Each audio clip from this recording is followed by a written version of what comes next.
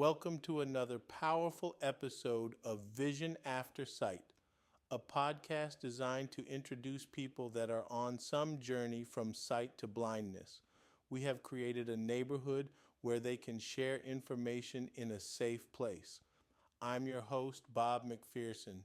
Today we have an incredible testimony of faith and divine purpose.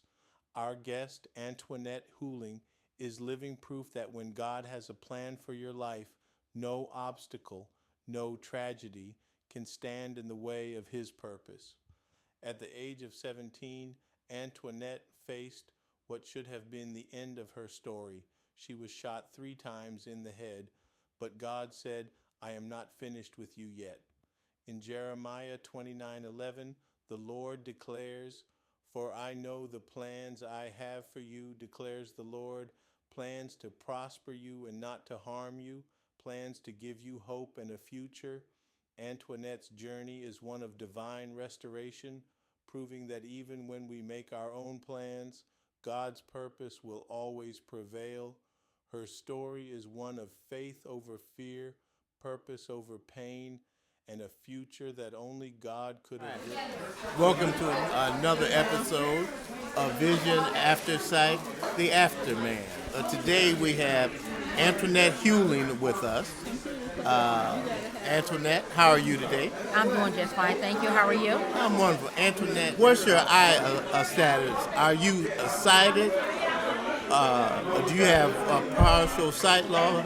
Or are you blind? No, I'm totally blind. Actually, I have a prosthesis in my right eye, and my left eye, the optic nerve was severed. Okay. Now, when did you start on this journey to sight loss? I lost my sight in 1991 due to a gunshot. A gunshot? Yes, I was shot 3 times in the head. Wow, and survived. Correct. God is good. Yes, all the time. And so now, how long, so you went from being sighted to waking up unsighted? Well, no, Or was it a gradual thing? No. It was actually it was the last day of school. Actually, I was 17 at the time, and myself the next day in the hospital. All right. And so now, before your accident, you had some goals and plans for your life? Yes, I did. Actually, I was that following weekend after school graduation to go to the police academy. To the police academy? Correct. Okay, and so obviously those plans were delayed. Are you doing anything in law enforcement now? No, I'm not doing anything in law enforcement, but computers. I'm a certified computer programmer, and I work for the Internal Revenue Service. Okay. So now, so you lost your eyesight very young in life. Now, between the time of your accident to your first major accomplishment as a blind person? Well, I had a son, That's a big thing for a blind person. Right. Other than having a son, married, and I was working for the Department of Human Services, and I worked down there in the executive offices for prior to them letting me go on maternity leave. And after that, before that, I went to Lions World Services for the Blind in Arkansas, and that's when I got a job with the Internal Revenue Service, and I stayed in Nashville, Tennessee. So not only did you lose your eyesight, but yes. Okay, so you went to Arkansas, then you went to Nashville, Yes. and now you're back at home in Detroit? I'm back at home in Detroit, but I did, in between time, visit other cities, but I only worked in Nashville, Tennessee, as well as in Arkansas and back into Detroit. Okay. I worked in Detroit as well. Now, you say that you have a child. Yes, I do. He's 13. He's 13? Yes. Now, as a parent, how does your blindness affect your parenting, do you think? You know, actually, in the beginning, it was challenging because I questioned myself. I didn't think that I would be an adequate mother because of the fact that I did not have sight. But I fell back on my belief and faith in God, as well as the things that I was instilled in growing up as a child.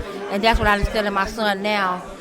Because he is legally blind himself, and I'm teaching him the same instilling in him the same things that I was taught growing up as a child.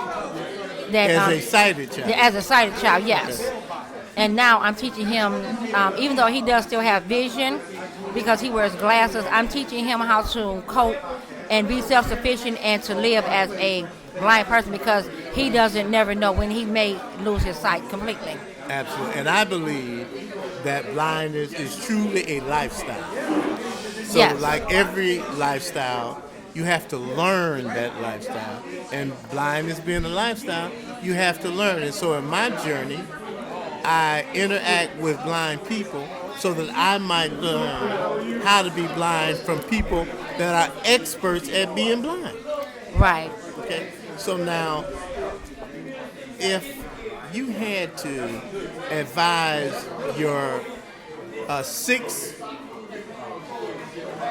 months outside of your accident today, what bit of advice would you give them?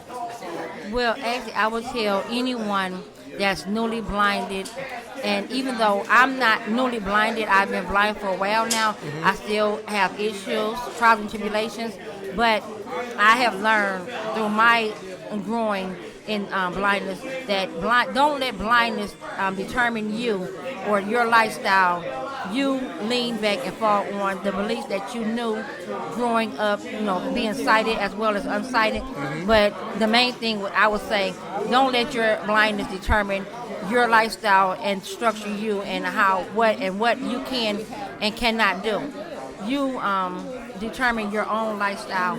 Don't just live because society is telling you that you can't see and you can do certain things and you can't do certain things. You prove society wrong and let them know that you can do anything that a person with sight can do. So you set your heart to doing things, not your eyes. Right. Okay. You set your own goal for yourself, right. And you learn to depend upon yourself, and like listen to and learn from other blind people or people that's in your situation, but don't just let society determine what you can and can't do. Absolutely. Now, what do you do today? Right now, I'm teaching computers. I'm a certified computer programmer, instructor. I'm teaching computers at the Cersei Center on the east side of Detroit. And also I do freelancing computer work as well. And like I tell any and everyone, I don't just work with the visually impaired or any handicap. I teach anyone and everyone that wants to learn, because I was once in that predicament that I did not know, so why not pass on the knowledge that I know about computers to other people? And sharing is caring, right? Sharing is caring. Absolutely. Yes. And so you mentioned the Cersei Center. Correct. What is the Cersei Center? The Cersei Center is it's actually called the Cersei Career and Development Center, and they're like a social support group for people with limited sight as well as no sight. We meet once a week over there, and we support each other in different aspects of life, and we're able to go on and tell each other about our life challenges and tribulations, and we piggyback off of each other. Okay. Now, in your journey, Yes. have you participated with any structured blindness courses like through the Michigan Commission for the Blind or any programs like that? Yes, I went to the Training Center for the Blind in Kalamazoo, Michigan. I went there several times. And also, I am a client with the Michigan Commission for the Blind, which is the Bureau of Services of Blind now, so they changed the name. And I'm also in several different support groups. And I do also motivational speaking, telling others about what I went through and the struggles that I went through as a child, losing my sight at the age of 17. Okay. Now, would you advise newly blind people to register with whatever state organizations in their state to help train people on blindness?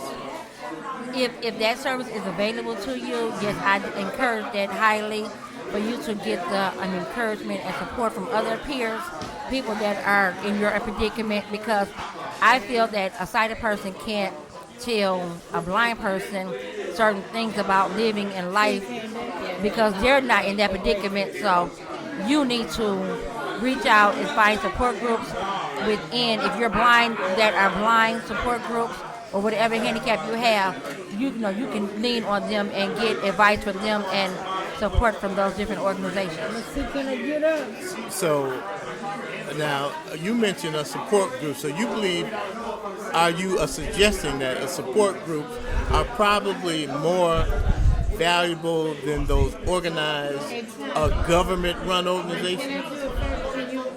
I would say they're both beneficial, but the support groups would be more beneficial because it's a one-on-one, hands-on teaching from other people in your own peer group, or probably around your age bracket, and you can lean and depend upon them, and you can offer your experiences, and it's more so like sharing amongst the different organizations.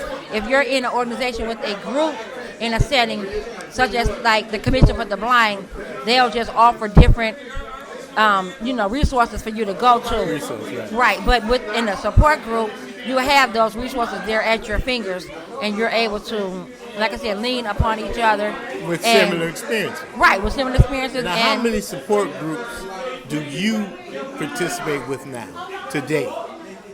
Right now, I participate in 5 different support groups. 5 in Yes. the Detroit area? In the Detroit area, yes. Would you like to give each group a shout out on the podcast?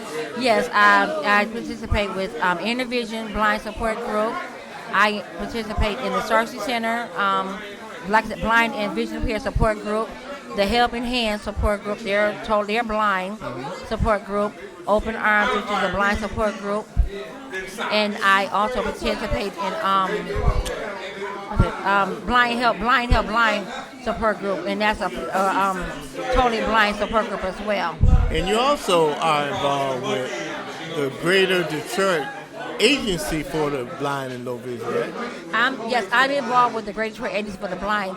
I don't attend the support group over there as often as I should and would like to, because of the conflict of, the time doesn't coincide with the others. It conflicts.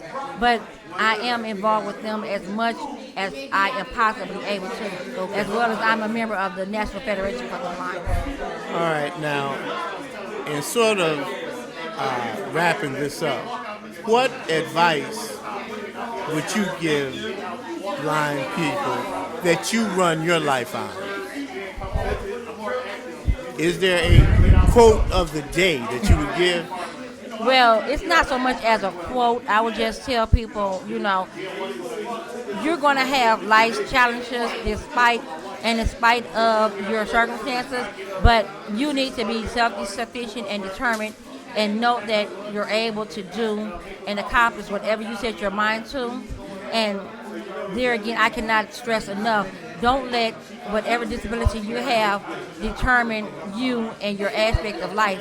You set your own goal for yourself, and you strive to achieve those goals as well as you strive to achieve much higher. I couldn't have said it better.